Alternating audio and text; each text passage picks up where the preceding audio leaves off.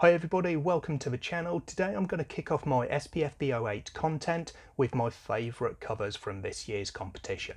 If you want to see more SPFBO content and indeed more fantasy book content, do the usual YouTube stuff with a liking and subscribing below this video. In the description box also below the video you'll find all of my usual social media links and support the channel links, including my book club Discord and my Patreon. Come and take a look, we'll be happy to welcome you in both of those. For now though, let's go take a look at some covers.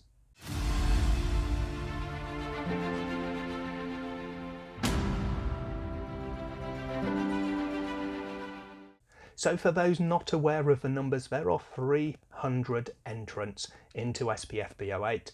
Of those 300, 30 have been put forward by the judging panels, 3 each from 10 panels, into the overall vote for the best cover of this year's competition. There will be 2 individual votes, one which is only available to the actual judging panels, and then a public vote which this year is on the SPFBO Facebook page. And I'll link that in the description box below, so if you want to, you can go and take a look to see how the vote is going, and of course vote for your favourite covers as well. Now I've gone through the 300 covers that have entered this year, and I've picked out 20 covers that really kind of speak to me for one reason or another, and then in this video I'm going to go through in reverse order from 20 to 1. I'll do it quite quickly, I'm not going to spend a vast amount of time on each of these for time constraints, but overall these are the 20 covers that really kind of just jump out and grab me. So diving in with number 20, we have Fate's Long Shadow by Marcelo Cabo. I quite like this. This is a scene that I really would like to read about. I know the cover art isn't always depicting a scene from the fantasy book itself, and I wish that you could guarantee that it was, but with this one it's definitely a scene that I would want to read about. A big guy with a hammer and then a much smaller woman with a blade taking him on with no fear at all. It just really speaks to me. It's really cool. Although I do like the overall colour on this one, I think it just needs a splash of contrast on there to really pick out some of the elements and make it sing. In 19th position I've picked a title which I wouldn't want to read myself, it doesn't fit in with my reading tastes, but this one has got a cool cover that I just really like. It's The Guardian of the Ward by Reginald Lewis, and with this one I just love the concept of a teddy bear defending. Although it's not in shot, I'm imagining someone sleeping there and the teddy bear is defending them from the monsters of their nightmares as they sleep.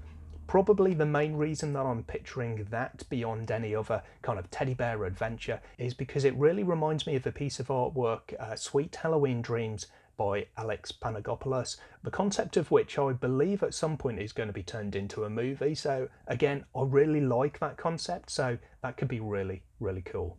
In 18th position I've put A Touch of Light by Tiago Abdallah. This is a book and a cover that I've spoken about before because I have read it and provided a review on my channel. The book itself keeps growing on me as I think about it after reading it a few months ago, and the cover is the same. I said in a previous video or two that the cover just builds and builds. The more I look at it, the more I like it. I love the colours on this one. It could perhaps do, compared to some of the others in this list, it could perhaps do with something a little bit more going on with it, but as it is, I just really love those colours. It really pops, and the physical copy of it definitely does as well. In 17th position I've put The Way of Thieves by Craig A. Price Jr. I'm not entirely sure about the author on this one because all of the large scale images that I was able to find do have a second author on there, but the Amazon copy that's available to buy and the entry into SPFBO8 only lists the one author. Either way, I like this one. I love the colours on them and that they really create a contrast to the background. They really make these characters stand out. It's maybe not one that I would read based on the cover. It looks a little bit too kind of Marvel for me with those kind of flashes of power around the character's hands. It's all a bit kind of Scarlet Witch, but overall I do like it. I like the font choice on here as well. I do prefer it when it's not just a standard font that you can find anywhere, but this one I just think looks a fun cover. It looks a pretty cool cover, and I think that the colour combination on it really just works. In 16th I've gone with The Hellborne King by Christopher G. Brenning. This is actually one of my favourite covers. I think I've maybe, along with some of the others like Touch of Light for instance, I think I've maybe seen it a little bit too much and it's maybe kind of lost its novelty on me a little bit. But I just think it's a really cool cover. Again, it paints a scene which I can really imagine seeing in the actual book itself, And again, I love the font choice on this. I think it really looks cool, it really matches the cover, and the overall cover design along with that artwork and the title and everything else just really makes me want to read this book. In 15th position, I've chosen Katie Cherry's Blessed with a Curse. This again is one of those titles that's not really me judging purely by the cover, but the design of the cover itself I do quite like. I love the scene that you've got there in this woman's silhouette, and those purples really pop on the page. I'm not so much a fan of the overall design behind this image with the laurel wreaths and things like that, but overall I think it's a really cool cover. Into 14th, and I said with Fate's Long Shadow that it was a good cover, I like the colours, but it just needed a little splash of something else to make it pop. And that's exactly what we get here with The Lost Sentinel by Emma L. Adams. This just looks like a cool cover, and I like how those splashes of colours really draw your attention to certain things. The red of the hair, the blue kind of crackle of lightning around that staff, and then you've got the dragon flying across the moon at the top as well. So what's not to like there? In 13th place, I've put On Lavender Tides by Travis M. Riddle. This is really one to have in the mix when you're talking about colour. It is definitely one of the most colourful covers in the competition, but it really works well together. There's a good mix of colours that have been picked here. Overall, the content itself is good. It's got decent artwork, it's got decent font choice and layout and design and so forth. And I think this is one of those covers that's just going to really look great in physical form. In 12th place, I've put The Umbral Storm by Alec Hudson. This is one that I just saw recently, only a few days before SPFBO8 kind of entries opened up, and it looked really cool. I'm not quite so much of a fan of the amount of space which has been taken away from the artwork. It does work for some covers, but I think there's just maybe a little bit too much on here. But I like how the artwork overlaps it with that giant hammer coming out of the picture towards the title at the bottom. The artwork itself is really cool, and again, it's got a dragon on the cover, and that's always going to be a winner. For 11th, I've gone with another book that I probably won't be reading based on the kind of content that it portrays, but this is The 13th Hour by Trudy Skies. Now, I'm not entirely sure here because it says The Cruel Gods as well. I've definitely heard The 13th Hour more. I'm not sure though whether The 13th Hour is the series or The Cruel Gods is the series and the other one is the title of the individual novel. I really should have checked that out before filming this, but I didn't. But I really like, again, the colours and the overall design. I love the font choice on here and that it's really fitted to the cover itself. And I actually like that we've got a bit of overlap with some of the titling, the author name actually being behind the heads of the characters. It's maybe kind of a brave choice and people would really want their name to be able to stand out and be read on their cover, but you can still do that here even though some of the lettering is hidden. 10th place sees me put Ought to Be Dead by Scott Warren. This is just a really cool piece of artwork. I love the kind of the picture. It looks like a bit of a zombie type character, some sort of wraith jumping through the air to attack these, I don't know, sandworms or something along those lines. It's quite an ambiguous thing without reading the book, knowing what these creatures are, but they just look cool. It looks like they work. Maybe it was at some point a human, but it's nice to have a non-human looking character on the cover as well. That always works for a bit of a difference. I like the font on here. It doesn't necessarily have the best kind of design for me, the overall layout of the cover, but I think overall it does look pretty cool.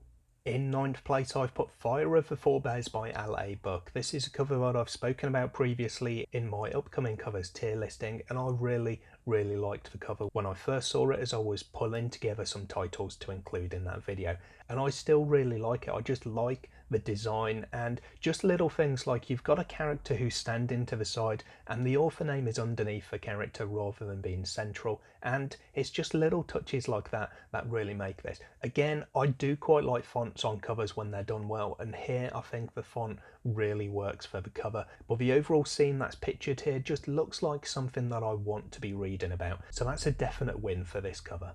In 8th, I've put The Grim by K.H. Nelson, and this is a cover which is almost a bit minimalist in terms of the colour on it and the design. Although it looks very different, it's following the same kind of school of thought as some of those covers that you can see in the white just above my head with the Sandersons, where you've got largely white, a bit of black, and then a real pop of colour to draw the attention, and that works really well here. I'm not entirely sure on the green for the title as well, but overall, that green really makes this cover stand out. In 7th, I've put Philina Wood's The Heart of the Bloodstone, and this, again, it's got a dragon on there, so we know that that kind of elevates a cover in many circumstances anyway. But for me, this is one of those covers that really stands out as very specifically being a book cover. Just having those extra design elements around it, almost a border there containing the title over the artwork itself, just think that works really well. And again, as I've mentioned with the previous one, I like the artwork kind of coming out over the top of that as well, with just the tips of the dragon's horns kind of overlapping there as well. I'm not quite so keen on the series name here. It looks like one of those fake stickers, so that does definitely spoil it for me. I'd much rather have it just in a line at the bottom or the top or anywhere else on the cover basically. In 6th place, I've put The Horns of the Hunter by Frank Dorian. Again, this is one that really stands out as very specifically being a book cover. I love the design of this one. I like the artwork and I really like the font. I think it really works, and do you know, it just makes a difference having the font at an angle rather than just having boring straight kind of words on there. Overall, this one just does a really good job for me. Into the top 5 then, with Benjamin J. Ryan and Beckoning of the Gate. I've seen this cover quite a lot. It's one of my favourite covers at the moment. I just love the colours that we've got on here. I like the overall picture. Again, as with some of these, it does a really good job at drawing me in, making me want to read the scene that's being depicted here. And I also really just like that little fox or whatever it is at the front there. It just tells me that I'm going to be reading a book with some animal companions, and I'm here for that. It works for me. For number 4, I'm going for an old favourite of mine. This is the 7th Cadence by Jim Wilborn. This is one of those covers that absolutely pops. The blue on here is outstanding, and in physical form it just really helps to bring this artwork to life. Once more, we've got a dragon, we've got an interesting scene on there. I know for a fact, having read it, that this is a scene that we see in the book as well, so you can take my word on it that you will be reading about what you see in this picture. So it's a great cover, but the dragon and those colours on it really are the two aspects that bring it to life. In the bronze medal place then, number 3, I've put D.A. Smith and the Blood of Outcasts. This is a newly released cover, just pretty much coinciding with SPFBO8, but I really love this one. It's got some great colours on it, but more than that, I just love the artwork on here and the scene that it depicts. It really makes me want to get into this book and read it and find out what's going on here and see if this character survives. But the scene that's being depicted here with the shrapnel flying and all sorts just gives a real intensity to this cover art. In 2nd place, this is a title that I've literally never heard about and a cover I've never seen, but I really like it. It is Ironcraft by Pedro Gabriel. I don't know what it is about this one, but it just really works for me. Again, this is one of those covers where I look at it and I just really imagine myself in the scene or reading the scene, and I just want to read the book and find out what's going on here. So this one I'm definitely going to go away and find out more about, and hopefully add it to my list of books to read at some point in the future. It's a good cover overall, it's great artwork, and we know that Griffins are in at the moment, so it's a definite timely win for this cover. So that brings us to number 1, and my overall favourite cover in SPFBO8 this year is Spirits of Vengeance by Rob J. Hayes. This is one that is, I think, actually a bit of a brave one in many senses. It's definitely unique in all of the covers that I've seen, because although the scene isn't too dissimilar to some that you might see in other places, it's got a real vibrancy brought by those glorious colours. I really like it. I love the way that it works. The physical book is absolutely beautiful as well, but the cover itself, because that's all I'm talking about here, just really works. I love the font choice. Again, it's not just a straightforward font or angling of the font. I like that it's different. I like that there's a bit of angle that's been put in there just to set it off a little bit. Overall, the whole picture just works really well. And there we have a quick rundown of my 20 favourite covers that are in SPFBO8 this year. There will be covers that come and go. Some of these will fall out of favour with me and some of us will fall into favour with me. But right now, these are my picks. Let me know in the comments down below what your favourites are, and also if there's any that you just don't like for any reason. That's it for me today though. Don't forget those links in the description box below, including the public vote on Facebook if you actually want to have your say in the overall competition as well. Thanks very much for your time today. I hope to see you in another video soon, but until then, as always, take care of yourselves, read some good books. Bye for now.